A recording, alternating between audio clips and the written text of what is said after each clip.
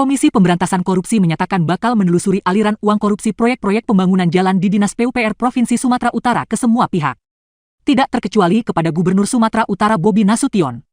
Sebabnya dalam kasus itu, KPK telah menetapkan anak buah Bobi sebagai tersangka, yaitu Kepala Dinas PUPR Sumut Topan Obaja Putra Ginting. KPK akan menelusuri apakah ada setoran yang diberikan Topan Obaja Putra Ginting kepada Bobi Nasution.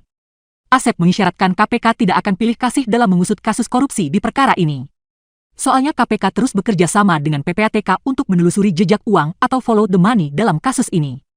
Lebih jauh, Asep menegaskan bahwa KPK akan memeriksa pihak-pihak yang diduga terkait dalam perkara tersebut. Tak terkecuali dengan memeriksa menantu Presiden ke-7 RI Joko Widodo, Bobi Nasution. Asep turut menyinggung kunjungan Bobi Nasution ke gedung KPK pada bulan April 2025 lalu. Kunjungan tersebut disebut tidak secara spesifik membahas kasus ini. Bentar ya. Cek. Selamat sore Mbak Yeye, Pak Asep. Izin Pak, mau tanya. Ini kan Kadis PUPR itu kalau saya baca-baca di sejumlah media daerah, itu kan disoroti sebagai orang dekatnya Bobi Nasution. Gubernur Sumut dan pernah menjadi walkot. Bahkan si TOP ini juga pernah jadi PLT Sekda Kota Medan dan disebut juga membantu pemenangan pilkada di Kota Medan dan di Sumut gitu. Nah pertanyaan saya tuh apakah nantinya KPK akan mengusut adanya setoran uang ke Bobi Nasution gitu atau ke pihak-pihak lain yang di atasnya si TOP ini sebagai kadis. Itu yang pertama. Yang kedua, kalau saya nggak salah itu di bulan April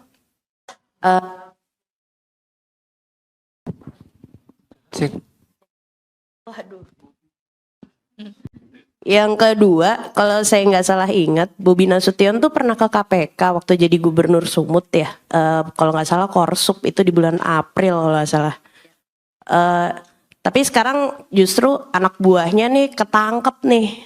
Nah ini sempet nggak sih kayak dikasih warning gitu ke Bobi Nasution gitu.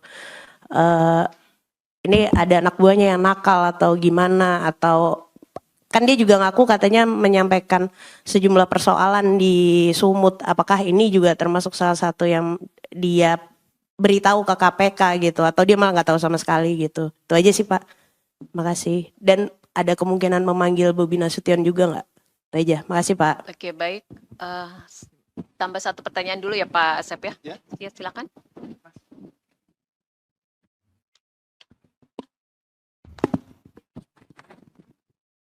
Ya, selamat sore Mbak Ye, Pak Asep.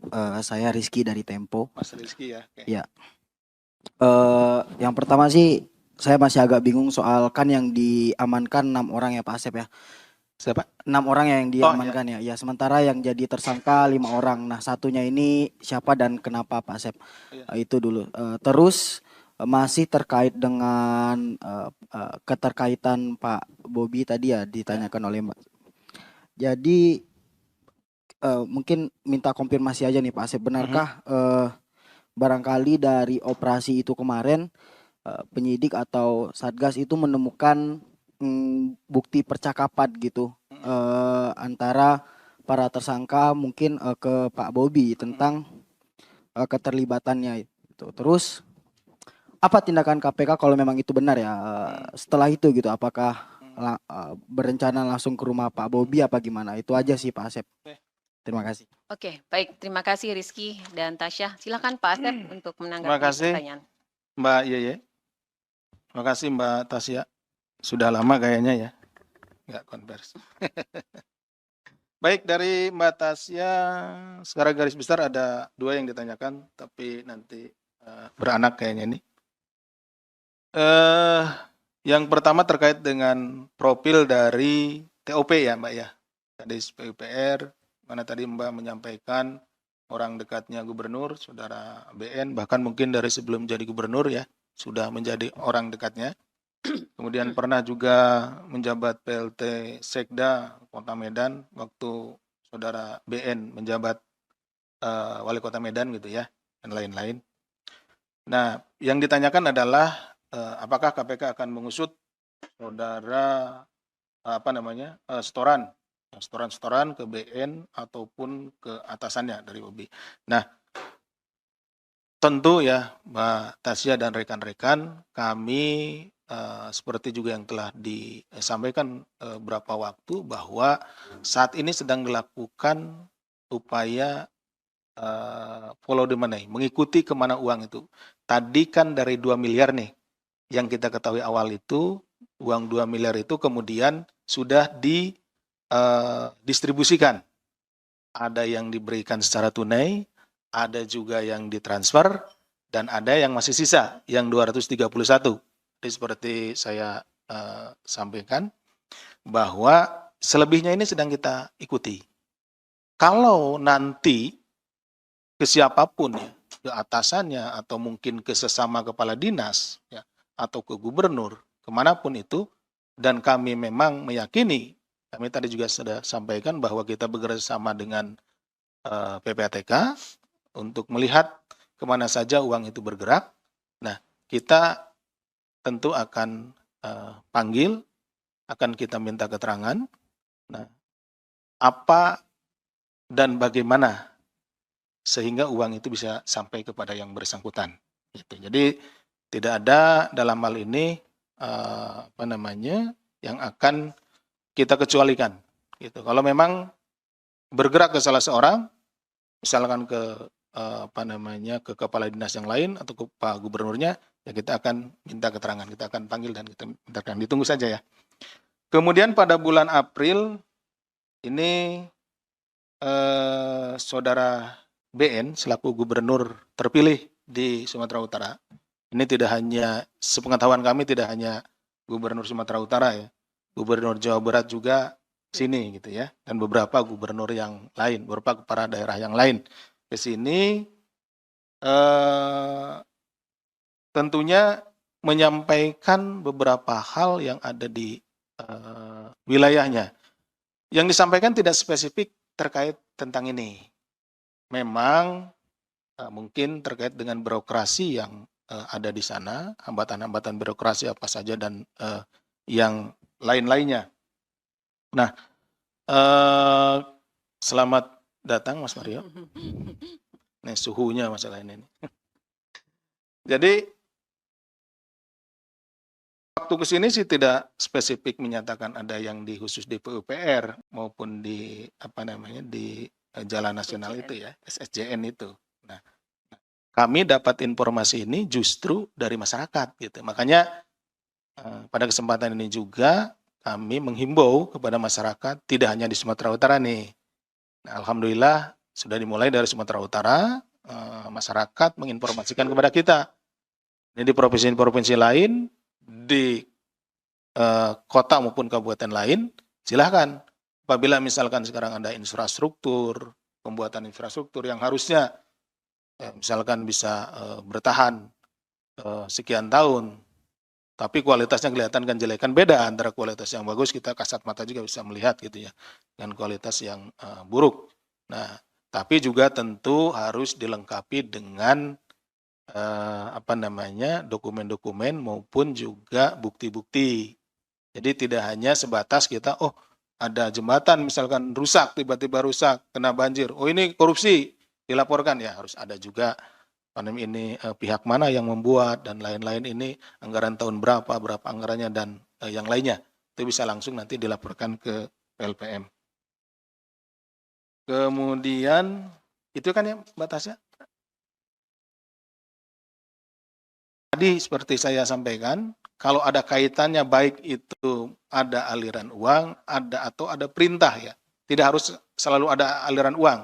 Ya, termasuk ke gubernur, itu kita akan panggil tentunya. Misalkan hanya ada perintah, memerintahkan untuk memenangkan pihak-pihak ini. Nah, uangnya belum dapat, ya tetap kita akan panggil dan kita akan minta pertanggungjawaban gitu kan. Seperti itu. Demikian Mbak Tasya. Kemudian ke Mas Rizky. Ini yang dibawa ke sini 6 orang, tapi yang jadi tersangka hanya 5 orang. Ya. Tadi ada 2 dari pemberi, kemudian 3 dari penerima ya, Mas Rizky. yang satu orangnya kemana, gitu kan ya. Jadi yang satu orangnya itu setelah kita periksa dan kita dalami perbuatan-perbuatannya itu belum cukup bukti bahwa dia sebagai pelaku. Jadi sehingga kategorinya adalah saksi. Tetapi ini adalah baru permulaan gitu ya, Mas Rizky ya. Jadi ketika nanti pendalaman kita juga akan melakukan upaya paksa lainnya, penggeledahan dan lain-lain gitu ya, penyitaan. Apabila memang ternyata orang ini yang kita dugaan ini kuat dan didukung oleh bukti-bukti yang lain, maka tidak menutup kemungkinan tidak hanya 5 orang ini gitu. Bahkan yang tadi yang keenamnya mungkin bisa nambah lebih dari 6 yang lainnya gitu. Karena tadi dijelaskan di sini juga itu tidak hanya tahun ini saja. Saudara Kir dan saudara RAY ya. RAY ini dapat proyek. Jadi mulai 2023, 2024 gitu ya. Itu sudah selesai berarti kan? Proyeknya sudah selesai dikerjakan, uangnya sudah masuk ke beberapa tempat. Nah, itu yang sedang kita telusuri juga. Nah, kita berharap sih melakukan upaya ini, termasuk operasi tangkap tangan ini, sebelum proyek itu dilaksanakan. Sehingga tadi senilai 230 ya. 231,8 ya. 231,8 miliar ini, yang ini proyek ini tidak lalu menjadi proyek yang dikerjakan memang oleh orang-orang yang melakukan atau korup gitu ya. Sehingga pekerjaannya atau hasil kerjanya nanti akan sia-sia. Kalau di awal seperti ini, nah itu bisa lebih bagus. Kenapa? Karena kita bisa mengeliminir, membantu pihak dalam hal ini Provinsi Sumatera Utara untuk mengeliminir perusahaan-perusahaan yang tidak kredibel ini, yang berusaha mendapatkan proyek itu dengan cara-cara curang, dengan menyuap beberapa pihak. Gitu. Tadi juga sudah saya jelaskan di awal bahwa kami di KPK ini memiliki 2 pilihan. Ya. Pilihan pertama adalah kami biarkan dulu proyek ini yang 231,8 ini biarkan dulu berjalan. Biarkan dulu biddingnya berjalan.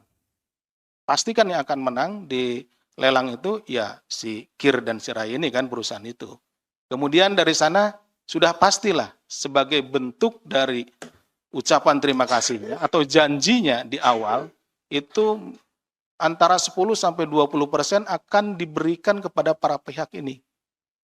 Berarti dari 231 itu sekitar 46 miliar itu akan dikeluarkan dari anggaran tersebut bukan untuk membangun jalan, tapi untuk diberikan kepada orang-orang ini, para pejabat ini. Pada saat itulah kita lakukan OTT. KPK dapat 46 miliar. Saya bawa ke sini 46 miliar barangnya, rekan-rekan bisa lihat nanti gitu kan. Tapi ada tapinya. Tapi jalannya sudah jadi dengan kualitas yang jelek. Dan masyarakat tidak akan mendapatkan manfaatnya. Gitu. Pilihan kedua ya. Karena KPK sudah tahu, tim sudah tahu bahwa Kir dan RAY ini berusaha mendapatkan proyek yang jumlahnya 231,8 miliar ini dengan cara-cara menyuap.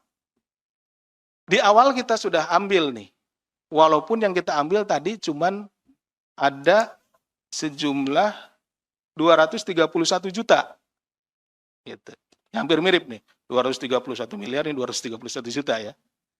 Ada 231 juta, sisanya dari 2 miliar yang sudah dibagi-bagikan. Tadi rekan-rekan bisa melihat jumlahnya cuma segini, kecil. Ya. Tetapi manfaat yang dirasakan oleh masyarakat akan besar. Kenapa? Karena proyek jalan ini tidak akan dikerjakan oleh perusahaan-perusahaannya KIR maupun oleh perusahaannya RAY. Yang jelas-jelas dia ingin mendapatkan proyek itu dengan cara-cara curang. Kami berharap, tapi ini bolanya bukan di kami nih. Bolanya sekarang ada di pemerintah daerah. Kami berharap dengan KIR dan RAY ini perusahaannya kita sudah ambil, pilihlah perusahaan-perusahaan yang kredibel. Pilihlah perusahaan-perusahaan yang memang, kalau boleh dibilang yang nasionalis lah. Dari 231 miliar itu mungkin digunakan lah. Diambil keuntungannya, silakan ya itu yang wajar ya. Kemudian digunakan semuanya untuk pembangunan jalan.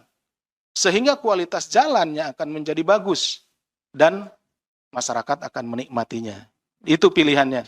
Itu seperti itu. Jadi rekan-rekan yang dipilih oleh KPK dan tentunya oleh pimpinan adalah outcome-nya. Bagaimana masyarakat akan memperoleh manfaat yang lebih besar. Dibanding kita menunggu untuk melihat bahwa KPK berhasil meng-OTT, mengamankan 46 miliar. Seperti itu kira-kira rekan-rekan. Tadi kalau yang terkait dengan gubernur, saudara BN, sudah dijawab juga ya Mas Rizky, bahwa siapapun yang terlibat di dalam perkara ini, tentu kami tidak akan ragu-ragu untuk memanggil dan meminta pertanggungjawaban. Silakan Mbak. Iya, mungkin. Oke, baik. Terima kasih.